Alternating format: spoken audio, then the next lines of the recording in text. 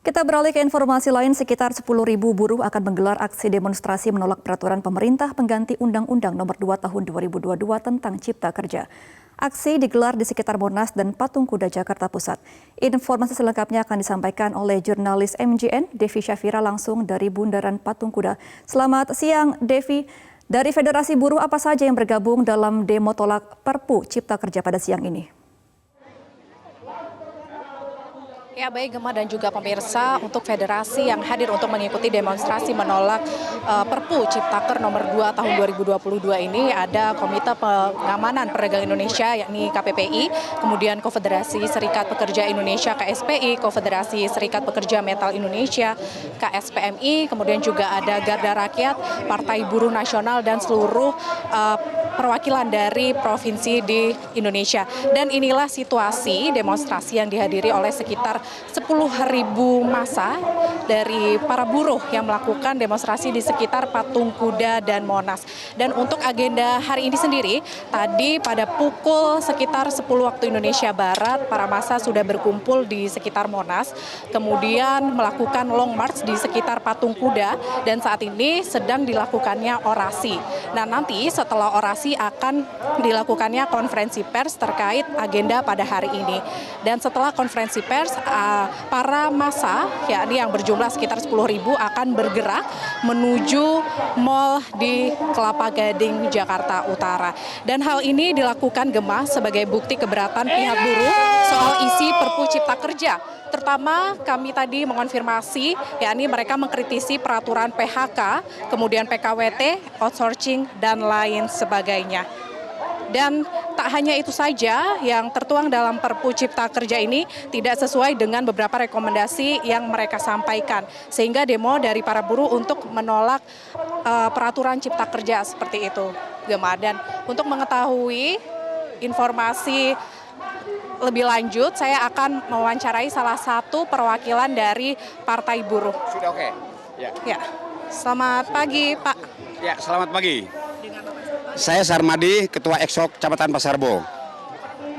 Terkait untuk demonstrasi hari ini, apa saja sih Pak agenda, kemudian apa yang dikritisi dari Partai Buruh sendiri untuk demonstrasi? Ya, yang jelas kami dari Partai Buruh, yang pertama adalah tolak Undang-Undang Cipta Kerja. Karena ini jelas akan menyengsarakan buruh, ya. Kira-kira seperti itu. Dan setelah nanti ada penolakan seperti itu, apa harapannya Pak dari Partai Buruh sendiri?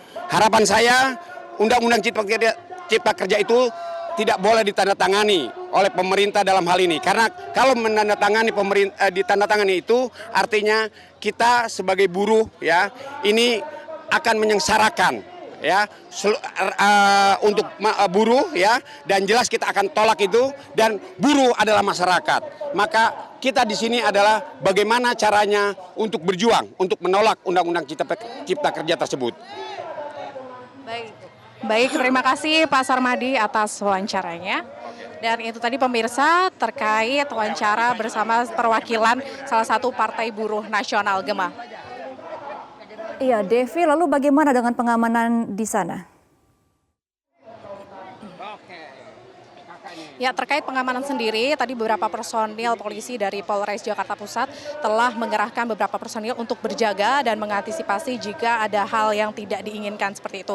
Dan untuk pengalihan arus lalu lintas, Jalan Merdeka Barat ini ditutup, lalu dialihkan ke Jalan Merdeka Selatan untuk memberi ruang kepada para massa yang akan melaksanakan demonstrasi hari ini seperti itu, Gemma. Dan terpantau situasi saat ini masih terpantau aman, kemudian para beberapa personil berjaga untuk keamanan maupun mengantisipasi jika nantinya terjadi kericuhan seperti itu. Namun hal itu masih dilakukan yakni dengan penutupan jalan seperti itu, Gemma. Dan memang kalau kita melihat situasi saat ini di sekitar Patung Kuda dan sekitar Monas ini masih terpantau aman dan kondusif.